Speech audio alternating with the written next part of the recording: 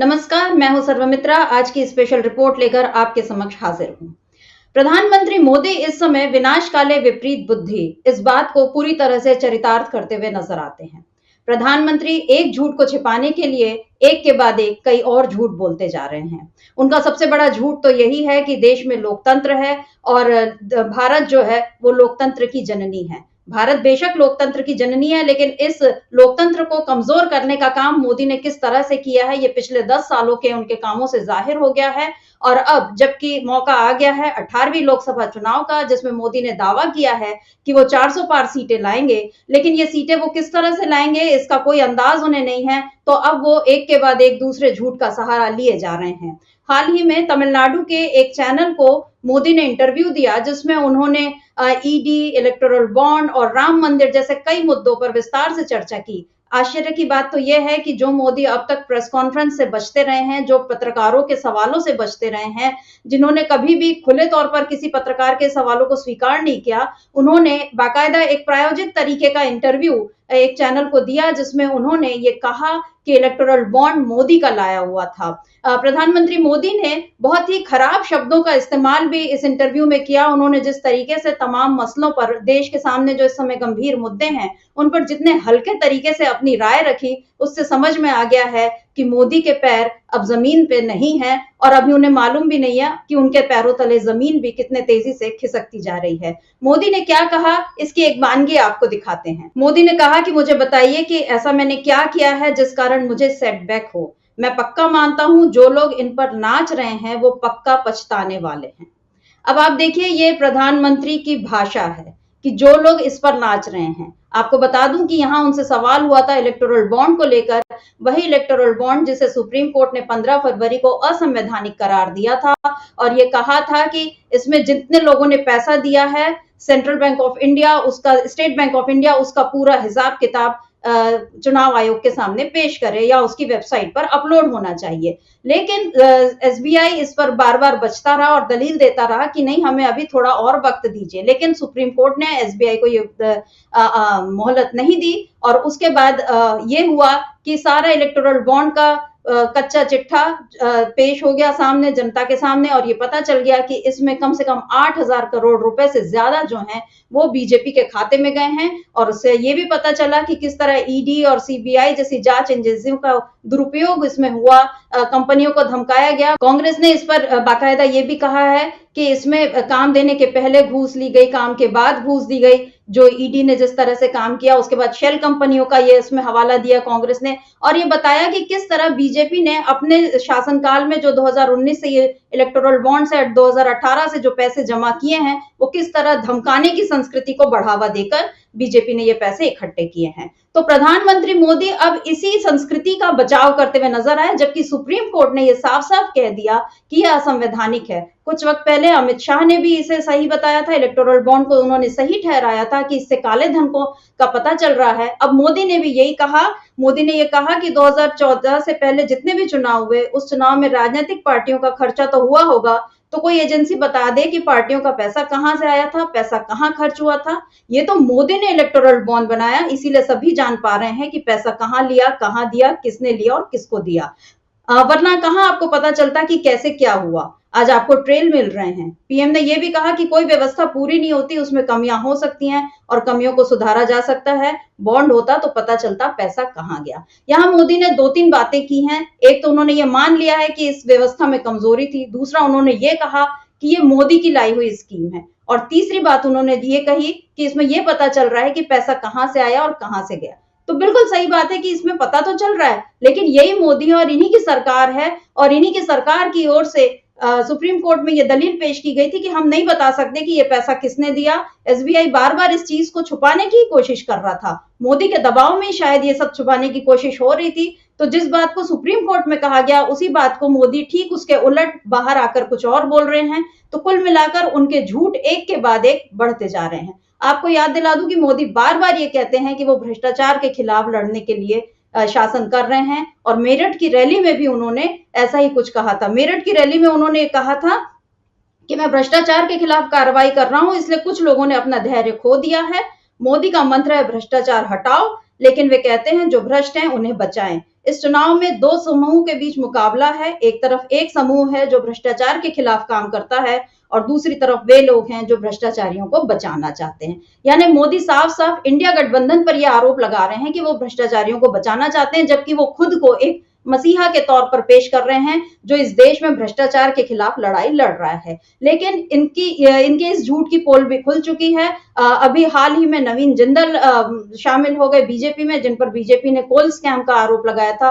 प्रफुल्ल पटेल पर air India scam का आरोप लगा था और ये हाल के दो उदाहरण हैं। उसके पहले एक लंबी सूची है जिसमें बार बार ये दिखा है कि किस तरह भ्रष्ट नेताओं को बीजेपी में शामिल करके उनके दाग धो लिए जाते हैं और जो नेता बीजेपी में शामिल नहीं होते उन पर ईडी की कार्रवाई होती है। इस ईडी के बारे में भी जब प्रधानमंत्री से सवाल किया गया था कि वो स्वतंत्र रूप से काम करती है लेकिन आप पर ये आरोप है कि आप उस पर दबाव बनाते हैं, तो उन्होंने ये भी कहा था कि जो आप कह रहे हैं कि क्या ईडी हमारी सरकार के आने के बाद बना है, पीएमएलए कानून क्या हमने बनाया है? ईडी स्वतंत्र है, ना उसे हम रोकते हैं ना उसे हम भेजते हैं, उसे स्वतंत्र रूप से काम करना होगा, हमारा इस मामले में कोई संबंध नहीं है। यानी जो आरोप विपक्ष लगा रहा है और जिसके खिलाफ विपक्ष के कुछ दल पिछले साल इसी मार्च के महीने में सुप्रीम कोर्ट भी गए थे और उन लोगों ने बाकायदा एक चिट्ठी जारी करके और बहुत सारे नाम दिए थे और बताए थे कि इन नेताओं पर जब भी कार्रवाई हुई और फिर उनको किस तरह बीजेपी में शामिल कर लिया गया। यानी तब इंडिया गठबंधन का नाम नहीं था, लेकिन फिर भी विपक्ष के दल एक साथ होकर और उन्होंने सुप्रीम कोर्ट में यह अर्जी दायर की थी।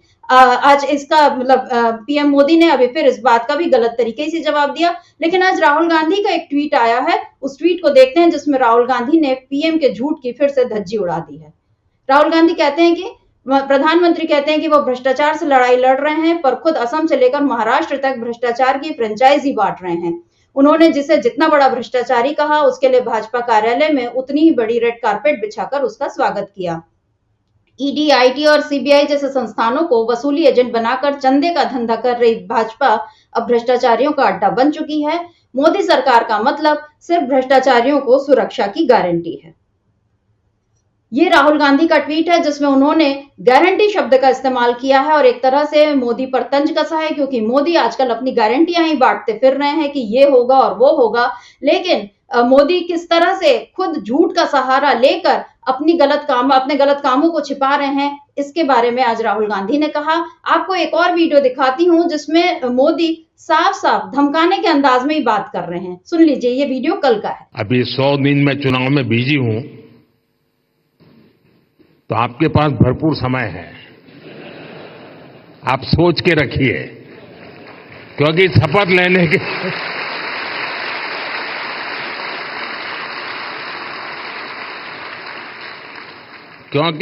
लेने के दूसरे दिन ही धमाधम काम आने वाला है।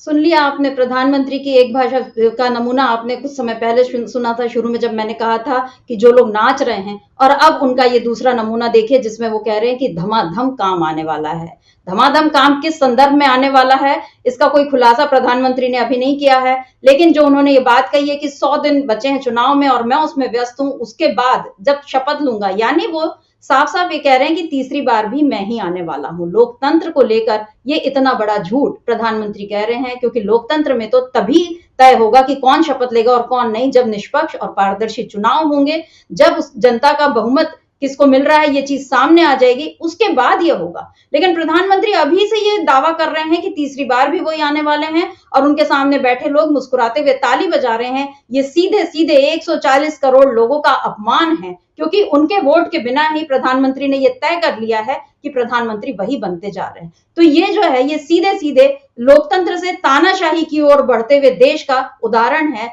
जिस पर प्रधानमंत्री कुछ नहीं बोल रहे हैं, बल्कि वो ये बोल रहे हैं कि मैं आने वाला हूं और फिर धमाधम काम होने वाला है। ये एक तरह से धमकाने वाली बात ही है। और धमकाने की बात से मुझे याद आया कि जब इलेक्टोरल बॉन्ड का मामला आया था, उसके बाद सुप्रीम कोर्ट में वकीलों ने 600 वकीलों ने, हरीश साल्वे जैसे 600 वकीलों ने एक चिट्ठी लिखकर ये कहा था सुप्रीम कोर्ट को कि एक खास वर्ग जो है वो दबाव बना रहा है न्यायपालिका पर कि उसके फेवर में फैसले आए। तो ये जजों ने ये चिट्ठी लिखी थी और एक तरह से ये बताने की कोशिश की थी कि न्यायपालिका में इस समय स्वतंत्र रूप से और निष्पक्ष रूप से काम नहीं हो रहा है, न्यायपालिका दबाव में काम कर रही है। लेकिन न्यायपालिका किस तरह दबाव में काम कर रही है ये भी अब जाहिर हो गया है। और प्रधानमंत्री ने इस चिट्ठी को रिट्वीट करते हुए लिखा था, प्रधानमंत्री ने लिखा था कि दूसरों को डराना धमकाना कांग्रेस की पुरानी संस्कृति है। एक ट्वीट किया था प्रधानमंत्री ने, उस ट्वीट को देख लेते हैं। प्रधानमंत्री ने लिखा था कि दूसरों को डराना धमकाना कांग्रेस की पुरानी संस्कृति है। करीब 50 साल पहले कांग्रेस ने बेशर्मी से अपने स्वार्थों को दुनिया के सामने रखा था। 5 दशक पहले ही कांग्रेस पार्टी ने प्रतिबद्ध न्यायपालिका यानी कमिटेड जुडिशरी का आह्वान किया था। वे यानी कांग्रेस बेशर्मी से अपने स्वार्थों के लिए दूसरों से प्रतिबद्धता तो चाहते हैं, लेकिन कांग्रेस पार्टी राष्ट्र के प्रति किसी भी प्रतिबद्धता से बचती है। अब कोई आश्चर्य नहीं कि 140 करोड़ भारतीय उन्हें अस्वीकार कर रहे हैं। प्रधानमंत्री की भाषा का तीसरा नमूना, जिस पद पर वो बैठे हैं उस पद पर बैठे व्यक्ति से शिष्टाचार की अपेक्षा बिल्कुल स्वाभाविक है, लेकिन यह उनकी भाषा का तीसरा नमूना है जिसमें वो देश की सबसे पुरानी पार्टी को, और जिस पार्टी ने देश पर सबसे लंबे समय तक शासन किया है, एक से बढ़कर एक प्रधानमंत्री दिए हैं, जिस पार्टी के कार्यकाल में देश में वाकई प्रगति हुई है, उस पार्टी के लिए प्रधानमंत्री की भाषा यह है कि वो ये कह रहे हैं कि कांग्रेस ने धमकाने का काम किया है। इस तरह प्रधानमंत्री ने न केवल कांग्रेस, न केवल भारत के लोकतंत्र, बल्कि एक बार फिर से न्यायपालिका का भी अपमान किया है, क्योंकि प्रधानमंत्री जब ये कह रहे हैं कि कांग्रेस ने धमकाने का काम किया है, इसका मतलब वो सीधे सीधे न्यायपालिका पर उंगली उठा रहे हैं कि अब तक न्यायपालिका के जो फैसले आए हैं वो कांग्रेस की धमकी में आए हैं। तो ये प्रधानमंत्री की भाषा का स्तर है और ये उनके झूठ का नमूना है। प्रधानमंत्री के झूठ का एक और नमूना अभी हाल ही में आया जब उन्होंने तमिलनाडु में जाकर कच्छतीवु द्वीप का मामला उठाया जो श्रीलंका को दिया गया था।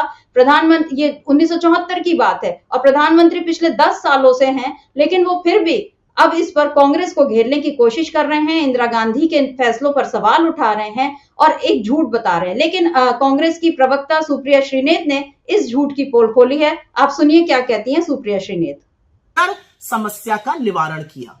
ठीक ऐसे ही 1974 में इंदिरा जी ने 271 एकड़ जमीन मात्र श्रीलंका को देकर एक समस्या का निवारण किया था। 6 लाख तमिलियन वापस आना सुनिश्चित किया था और उसी के चलते हमारे मछुआरे आज भी वहां पर मछली पकड़ने जा सकते हैं।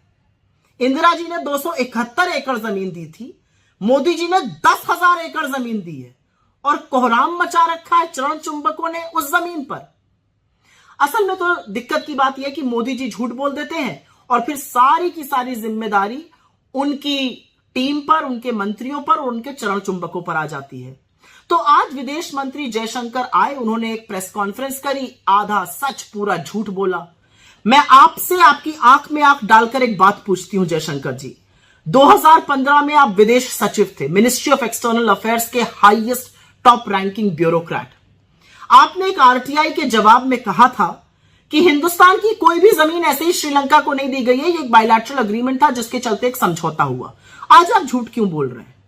मोदी जी ने प्रधानमंत्री रहते हुए तो आपने सुना, सुप्रिया श्रीनेत यहाँ बता रही हैं, प्रधानमंत्री के झूठ का एक और पर्दाफाश कर रही हैं। वो ये बता रही हैं कि बांग्लादेश को किस तरह प्रधानमंत्री ने विवाद सुलझाने के लिए इतने एकड़ जमीन दी, लेकिन तब उस पर कोई मामला नहीं बना। लेकिन अब 1974 के एक मामले को, जो कि एक सौहार्दपूर्ण ढंग से एक विवाद को सुलझाया गया और जिसके कारण तमिलों को फायदा हुआ, उसको किस तरह से प्रधानमंत्री अब उसको पेश कर रहे हैं। आपको याद दिला दूं कि मेरठ की रैली में उन्होंने कच्छतीवु द्वीप का मामला उठाया था और उसके बाद तमिलनाडु के भाजपा अध्यक्ष अन्नामलाई जो हैं, उन्होंने इसे आरटीआई के जरिए इस विवाद को अब वो आरटीआई के जरिए आगे बढ़ा रहे हैं। और ये इसका मकसद यही है कि बीजेपी किसी भी तरह श्रीलंका का मामला उठाकर, श्रीलंका के साथ अपना वो मतभेद दिखाकर किसी भी तरह तमिलनाडु में अपने पैर जमाने की कोशिश में है। प्रधानमंत्री लद्दाख के मामले में चुप रहते हैं, प्रधानमंत्री ने बांग्लादेश के मामले में कुछ नहीं बोला, लेकिन अभी उन्हें अचानक श्रीलंका के कच्छतीवु द्वीप की याद आ गई। तो प्रधानमंत्री के झूठ इसी तरह अब बढ़ते जा रहे हैं, उनके झूठ एक के बाद एक खुल रहे हैं। और प्रधानमंत्री को अब तक जिन लोगों ने सपोर्ट किया, जैसे रामदेव, उनके झूठ पर तो आज उन्हें सुप्रीम कोर्ट से तगड़ी फटकार पड़ी गई, जिस पर हम और चर्चा करेंगे अगले किसी कार्यक्रम में। लेकिन आप ये देखिए कि किस तरह प्रधानमंत्री के झूठों का पर्दाफाश होता जा रहा है और इसी तरह उनकी भाषा के स्तर में भी गिरावट आती जा रही है। क्या इस तरह से प्रधानमंत्री धमाधम काम करने की बात जो कह रहे हैं या दूसरों को धमकाने की बात जो कह रहे हैं या सीधे सीधे लोकतंत्र को चुनौती दे रहे हैं कि तीसरी बार भी मैं ही आऊंगा, क्या इस देश की जनता इस चुनौती को स्वीकार करेगी? अब देखने वाली बात यही है कि क्या प्रधानमंत्री के झूठ यहीं दफन होंगे या ये देश उन्हें फिर एक बार इस झूठ को फैलाने का एक और मौका देकर अपने पैरों पर कुल्हाड़ी मारेगा। चुनाव जो है अब जनता को करना है कि किस तरह वो प्रधानमंत्री के इन झूठों का जवाब देती है। तो आज के लिए बस इतना ही। देखते रहिए डीबी लाइव। नमस्कार।